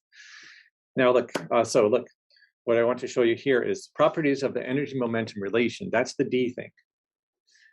And on the left, you have different types of models. On the right, I'm going to tell you something about this function D that relates the energy to the Z, which is this momentum or wave number. I know that I haven't told you how it comes about. I'm just telling you what happens. So in the top there, we have something called the continuous volume model, where you really have to use partial differential equations to describe the full nature of the problem. And then on the right-hand side, it turns out this D function is analytic. It's not polynomial. I actually need infinite expansions. It's an analytic in the energy, and it's also analytic in the variables Z1 and Z2. In the next row, you see something called continuous on the edges of a graph. So the type of model means that what we have done is simplify this periodic structure to just a graph where you have certain vertices which are approximately where the atoms would be. But then you have these connections between them, where you have fields that connect, or waves that connect the different sites together. And in this kind of a model, it's typically called a quantum graph model, or a metric graph model. You have these edges are actually mediating the interaction between the different atoms. It's a model for that interaction. And it turns out that this D function that I told you about, this important D function that relates energy with momentum, it's analytic in the energy, but it turns out to be a polynomial for certain mathematical reasons that I can't explain right now. It turns out to be a polynomial in the momentum. And then you could also have this completely discrete graph, sometimes graph models, sometimes called tight binding models, where you have concentrated all of the potentials and the interactions and the fields at particular sites, particular points that indicate somehow the center of the different atoms. And it turns out in this case that B function is even simpler. It's a polynomial in E, energy. It's also polynomial in Z1 and Z2. And because of this, it turns out that polynomial algebra comes in a very nice way into the understanding of what we call the spectrum of the periodic model. And so this slide, what it's showing you is that there are different models of periodic structures, and there arises this D that has certain algebraic properties. Okay, and this is a long process to get there. But I just want to show you some of the relations between the algebraic nature of the D function and what it tells us about the model. And this is the main theorem. This is a mathematical theorem, a purely mathematical theorem about, well, it's purely a mathematical theorem about a physical situation that I was describing here. And this theorem was proved in 2006 by Peter Kuchman and Boris Weinberg. And I'm going to tell you essentially what it says. There are more details involved, but essentially what it says. It says that a periodic structure, like the ones I was describing here, can admit a local defect that captures a bound state at energy E inside the radiation continuum, if and only if, only if there's a factorization of this polynomial. I need to explain this a little bit to you, okay? But so I just read what it says. Let's try to analyze what's being said here. You have a periodic structure. And remember I was talking about local defects acting like the resonator?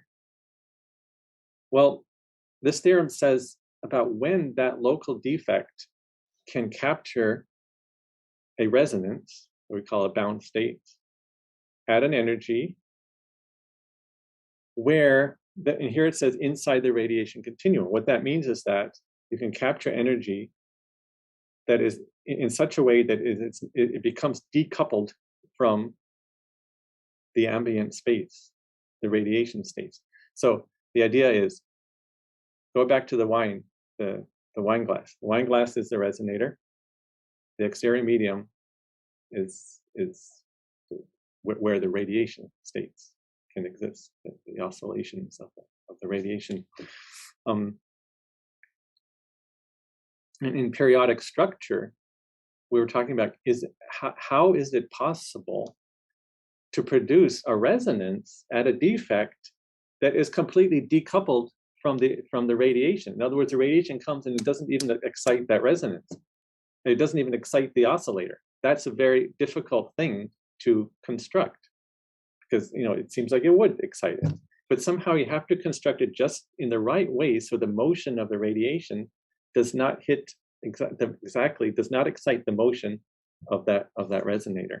See, and that's a kind of geometric thing almost. But what this theorem says, it tells you something algebraic about when that can happen and when that cannot happen.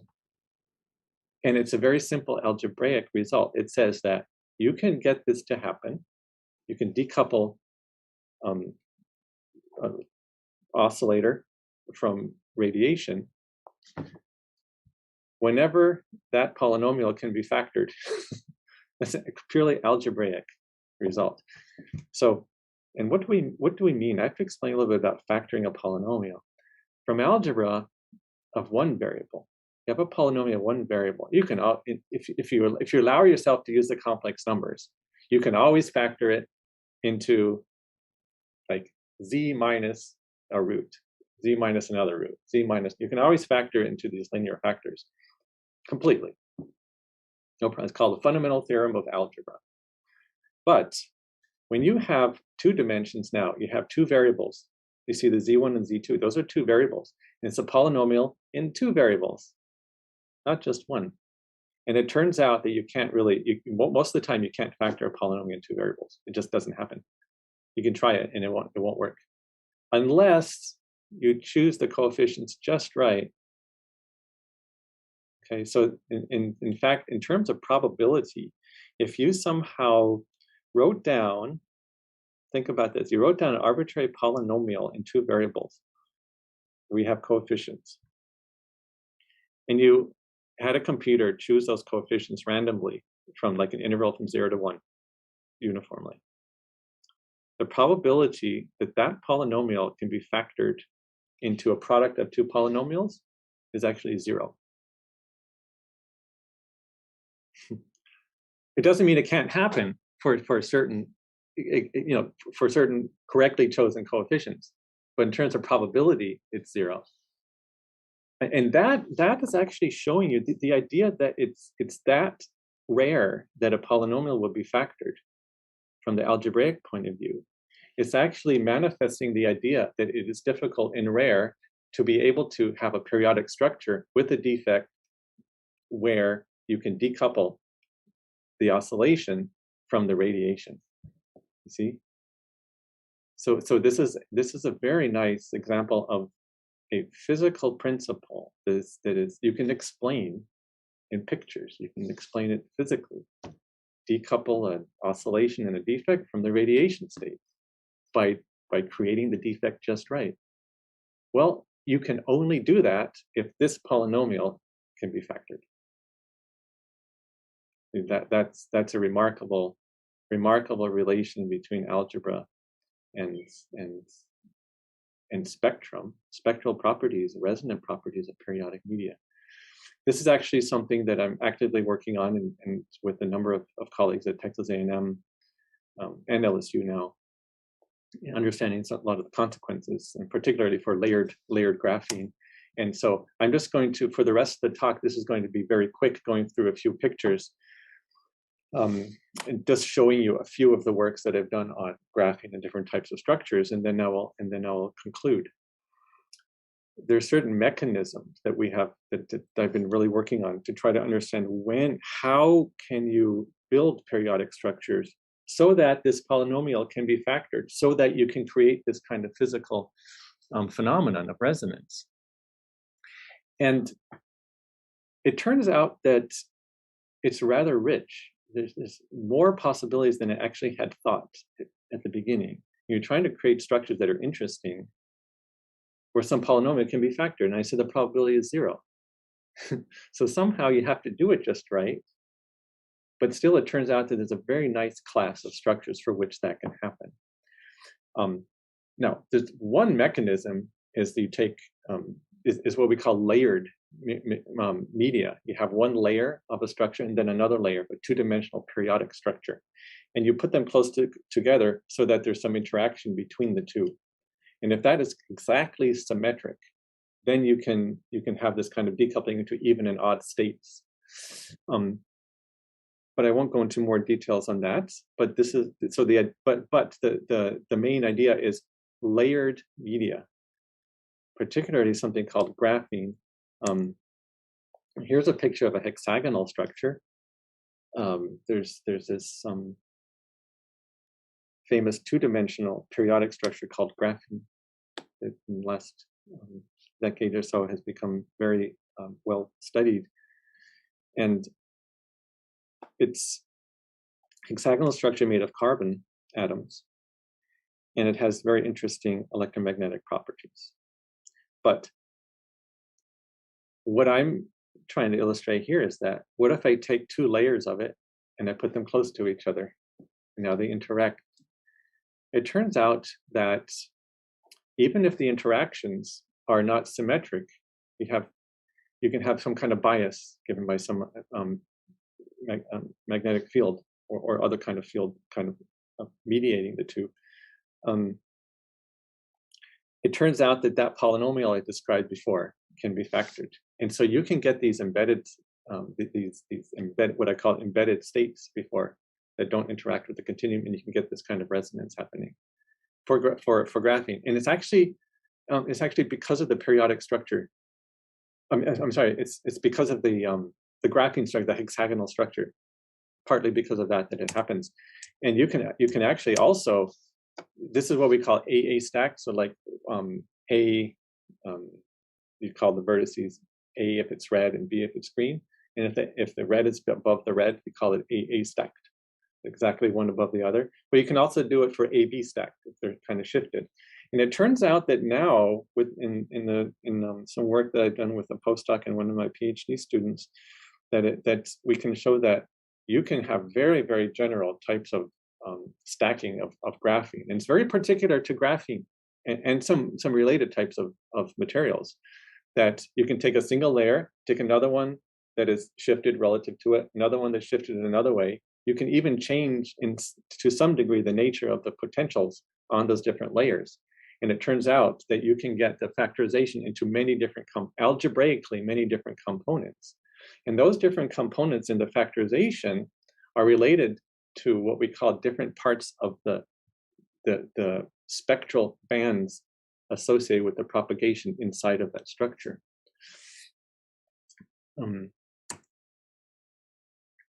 And then there's also some work that people were doing now, trying to understand when does this not happen.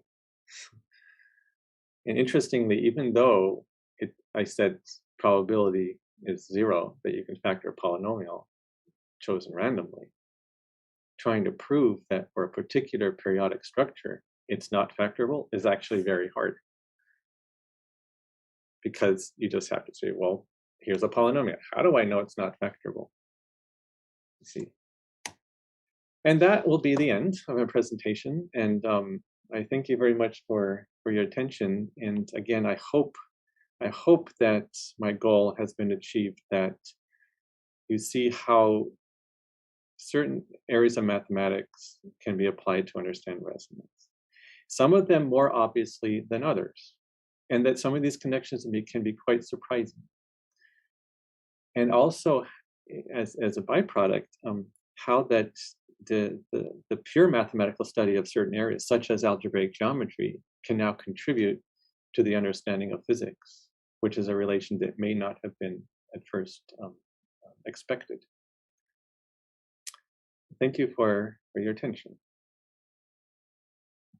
Okay, thank you very much, Professor Shipman. So a few questions have come in, but I'll start with a question from myself. Yeah. So what happens if there is a bunch of weak strings, alongside this main string?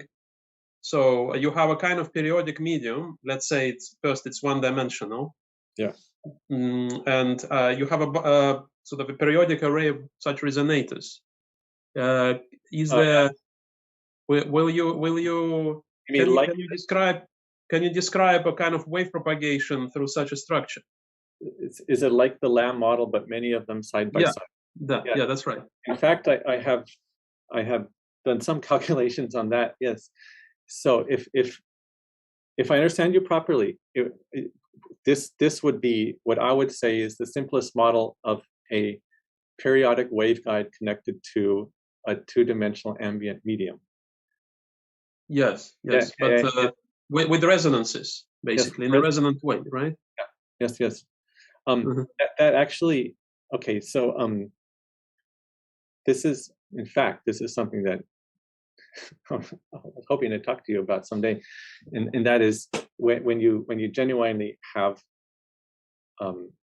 resonances at, it's not just the nature of the structure, but it that can trap waves, but it's actually the microstructure, the individual oscillations, that contribute. Right. And I know what you're talking about, yes. Yeah, and likewise, you could also consider multidimensional versions of this, right? Yeah. So you could have this 2D or 3D arrays of strings with resonators in the nodes somehow. Yes. In fact, Kirill, this is exactly, I think, so if I could have taken another few slides to say, well, this is how it's related to homogenization, for example, right? Now you have resonators, and this is exactly to your work, where you use spectral theory to connect the microstructure to the global structure. So I'm expecting those things to behave a little bit like the kind of things that I have looked at recently. Yes. So but it would be actually an interesting realistic model of that. I think so. Yes. Yeah. In fact, I know that people certainly think that way. Yeah. Okay. Thank you. So some questions from the audience. Yes. So it seems that the resonance affects the wave amplitude. Is the frequency affected? Yeah. So the frequency, let's see if I can answer this in two ways. Number one, the basic frequency is already determined by the frequency of that, what we call the oscillator or the resonator in its own right. At certain characteristic frequencies that are confined to it in the absence of the ambient space. But as soon as that ambient space somehow feels the resonator, right, it's connected, is coupled to it, you're causing the resonance at that frequency, but it does shift a little bit. And this is actually something that's known as detuning. In the picture I showed you of the red dot going into the complex plane, I showed you that it shifted a little bit. So that's the real part of that frequency shifting. So that's detuning. And that doesn't need to happen.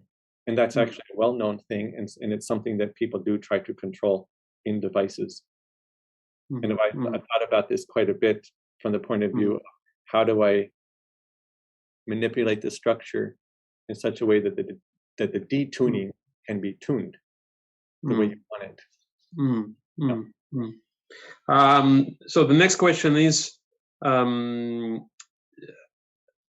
I guess, literally the question is resonance present in transmitted and reflected waves? I guess in other words, can you detect that a resonance effect is taking place by looking at the transmission and reflection? I like that question. This is a big deal. Yeah. So when I didn't quite talk about this aspect of it, maybe just briefly in one of the slides, but it probably went by very quickly. When you have resonance, you are forcing this oscillator at frequencies close to the characteristic frequency of the oscillator.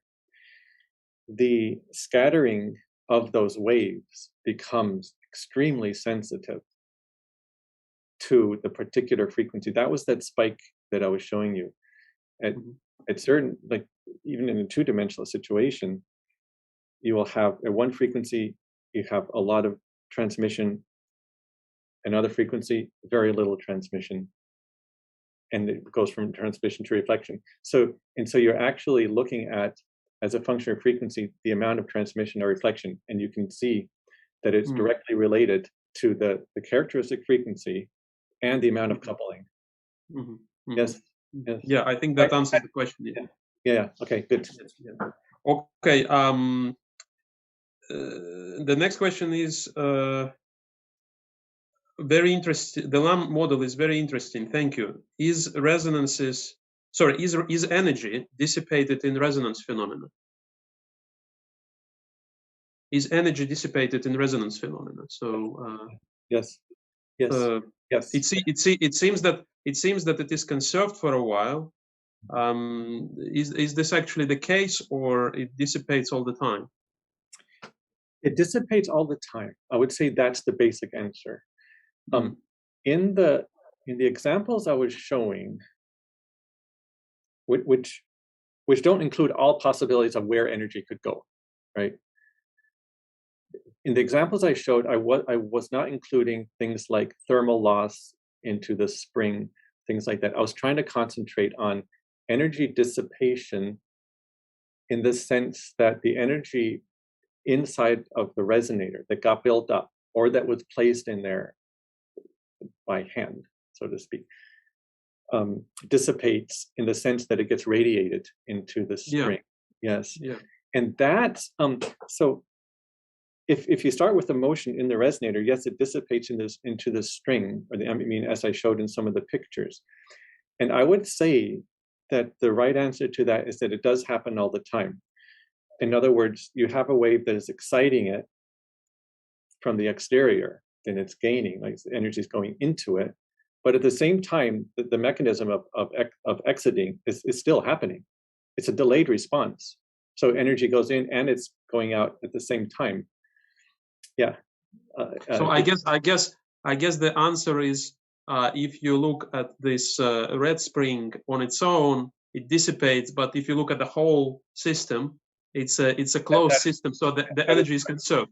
That is correct. Oh yes. Thank you for reminding me of that. Yeah. So the idea of conservation, that's exactly what Kirill said. Conservation in the full system is conserved in the ones I was showing you. Yeah. And then there's just interchange between the ambient medium and the resonator. That is correct. And you make and when it's a very weak connection, that's when you get resonance. Yeah. Okay, and well, you mentioned at the beginning an example in the electromagnetic context, right? Yes. And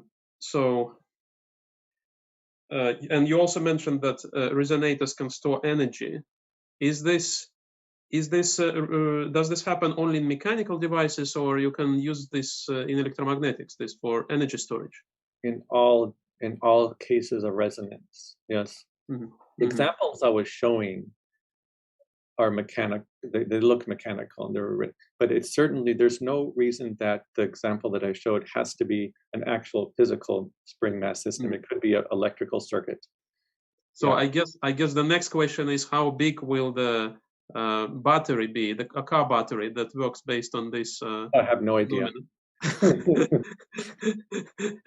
Is this the next revolution in? No, I don't think so, because there's so much more going on. Yeah. Right. Okay, and the final question is, are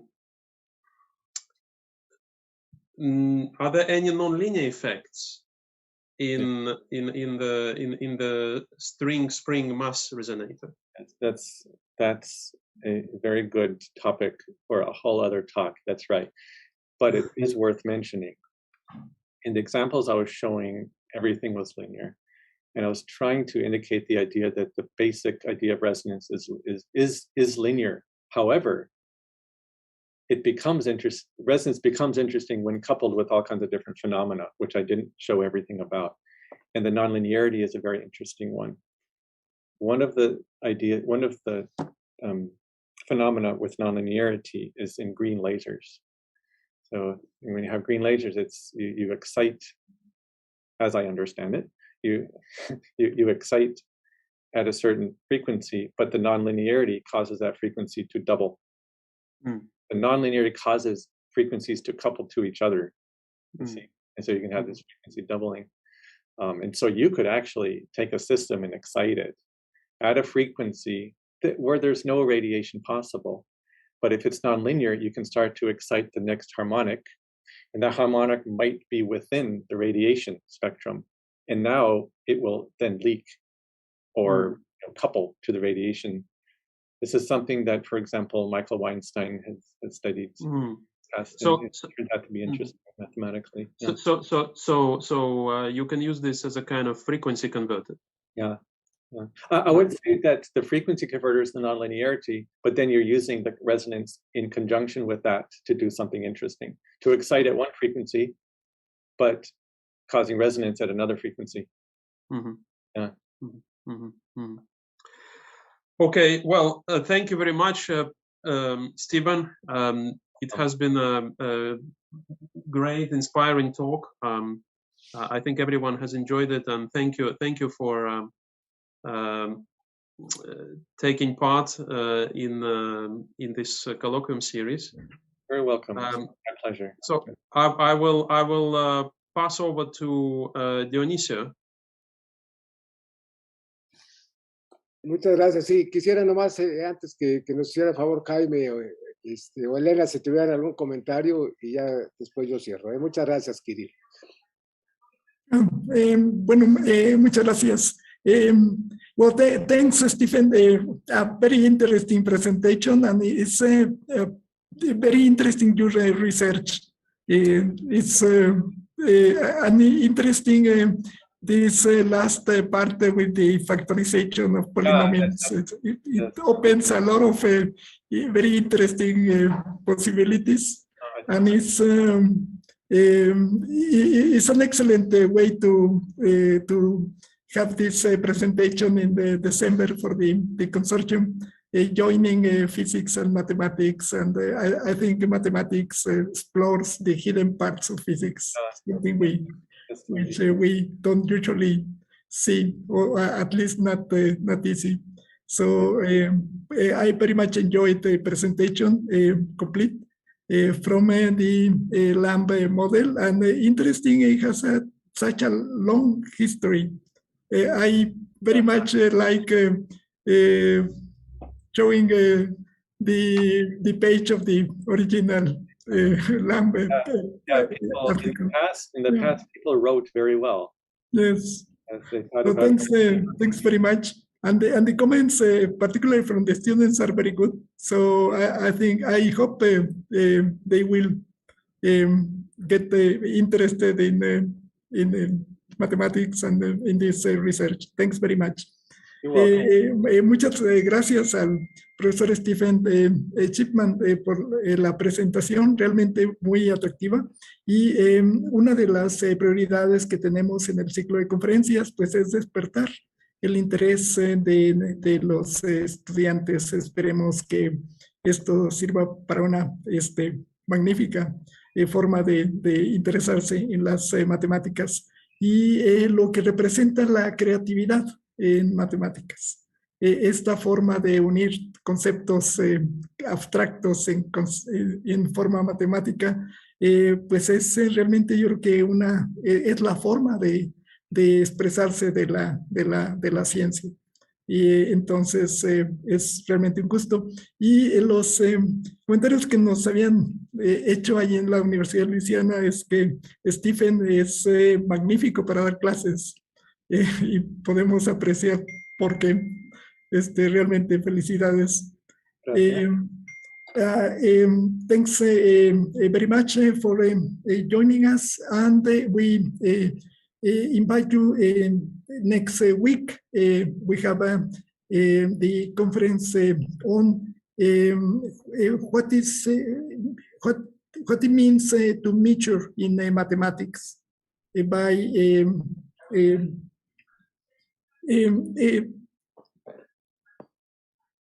sorry.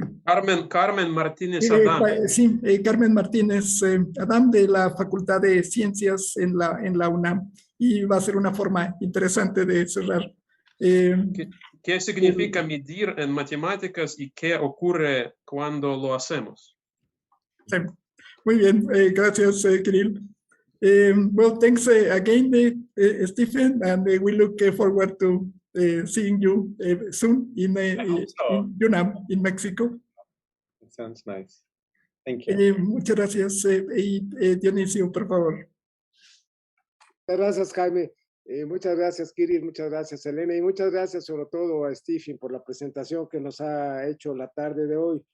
La verdad es que el desafío de las matemáticas, pues es un desafío a veces que para muchos de nuestros jóvenes resulta muy difícil a veces hasta superar, pero cuando se nos presenta como el día de hoy, en donde se ven sus aplicaciones, se ven sus posibilidades, sus vías de acceso, mucho más cercanas a las preocupaciones de todos los días, pues puede uno encontrar cómo esta ciencia ofrece muchísimo para encontrar también soluciones para un mundo de mayor bienestar.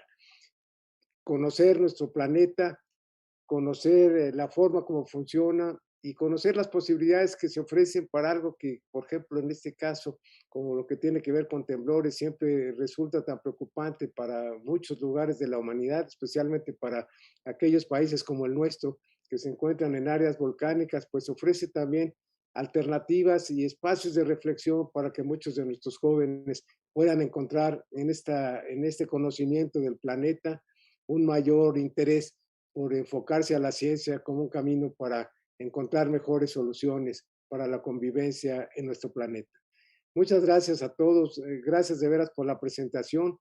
A veces puede uno medir hasta el interés de una presentación como esta por su duración, y hoy pues hemos extendido casi por el interés de la presentación misma y de las preguntas que se suscitaron alrededor de esta presentación, pues cuánta respuesta tuvimos de nuestra audiencia para seguirla con interés.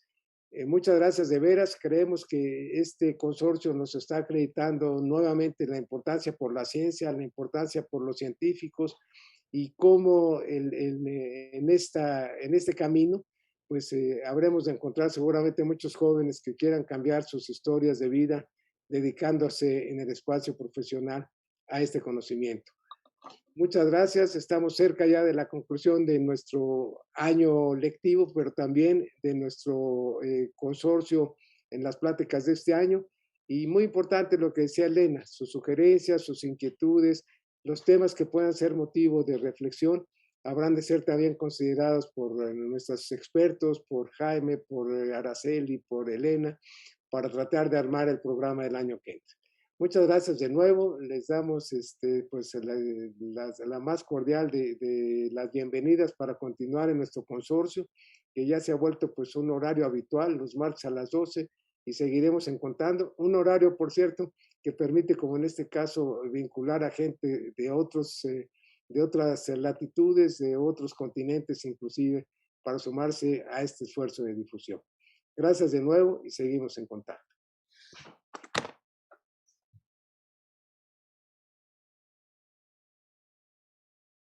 Las células son pequeñas y fascinantes estructuras capaces de realizar funciones vitales como la nutrición o la reproducción. Existen células muy particulares conocidas como células madre o troncales. El avance científico continúa y brindará nuevos descubrimientos en el uso y aplicación de terapias de células troncales en un futuro no muy lejano. Las células son pequeñas y fascinantes estructuras capaces de realizar funciones vitales como la nutrición o la reproducción. Existen células muy particulares conocidas como células madre o troncales. El avance científico continúa y brindará nuevos descubrimientos en el uso y aplicación de terapias de células troncales en un futuro no muy lejano.